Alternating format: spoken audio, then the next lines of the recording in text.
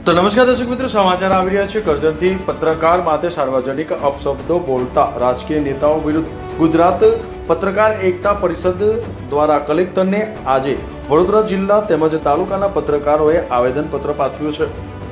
હાલ ગુજરાતમાં કાયદા અને કાનૂન મંત્રી હર્ષ સંઘવીએ અસામાજિક તત્વો ઉપર લાલ આંખ કરી છે। અસામાજિક તત્વોના જાહેરમાં વરઘોડા કાઢે છે। અસામાજિક તત્વોના મકાનો ઉપર દાદાનું બુલડોઝર ફરાવે છે। પણ ગુજરાતના કાયદા મંત્રી હર્ષ સંઘવી બોખલાઈ જઈને દેશની ચોથી જાગીર ગણાતી, દેશનો ચોથો સ્તંભ ગણાતા પત્રકારો ઉપર પણ અપમાનજનક શબ્દોનું ઉચ્ચારણ કરી પત્રકારોનું અપમાન થતા સમગ્ર ગુજરાતના પત્રકારો રોષની લાગણી વ્યક્ત કરી રહ્યા છે। આજરોજ વડોદરા જિલ્લાના તેમજ તાલુકાના પત્રકારો ભેગા થઈ વડોદરા કલેક્ટરને આવેદનપત્ર પાઠવ્યું હતું।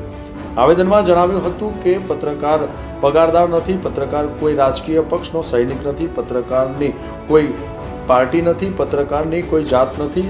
પ્રજાની સમસ્યા સરકાર અને તંત્ર સમક્ષ રજૂ કરવા સતત મથામણ કરતો જીવાત્મા એટલે પત્રકાર। સરકારની યોજના અને કાર્યક્રમોની છેલ્લા વ્યક્તિ સુધી પહોંચાડવાનું કામ કરવાનું માધ્યમ એટલે પત્રકાર।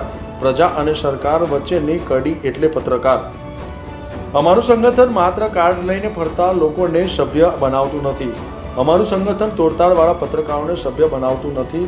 છતાં નાના મોટા ભેદભાવ વિના 10,000 પત્રકારોથી વધુ તાલુકાની કારોબારી, જિલ્લા કારોબારી, ઝોન, પ્રદેશ અને મહિલા વિંગ, લીગલ વિંગ સાથેનું શિસ્તબદ્ધ સંગઠન છે।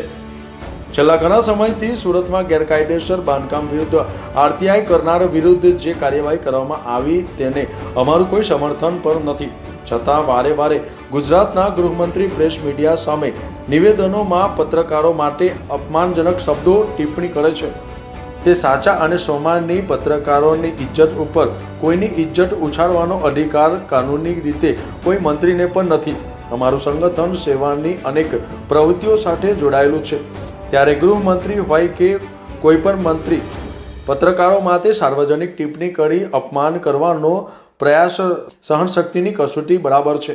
આવી નિંદા ક્યારેય સાખી લેવામાં આવશે નહીં। ગુલજાર દીવાનો રિપોર્ટ, ન્યૂઝ ટુડે, વડોદરા।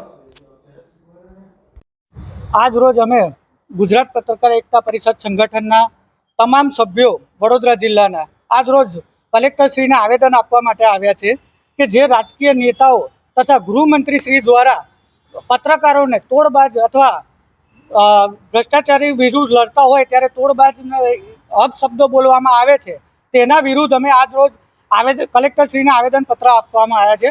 અમારું સંગઠન 32 જિલ્લાની અંદર કાર્યરત છે અને આજે તારીખ 2/4/2025 રોજ સમગ્ર 32 જિલ્લામાં અમારા સંગઠન દ્વારા તમામ પત્રકારો એકઠા થઈને તમામ કલેક્ટરશ્રીઓને દરેક જિલ્લાની અંદર આજે આવેદનપત્ર આપવામાં આવ્યું છે। અને આ ઘણા ગંભીર વિષયો છે કે દરેક પત્રકાર એવો હોતો નથી, બરાબર છે, પણ દરેક પત્રકારને સરખી રીતે આંકી અને પત્રકાર વિશે અભદ્ર ટિપ્પણી કરવામાં આવે તે સાખી લેવામાં નહીં આવે।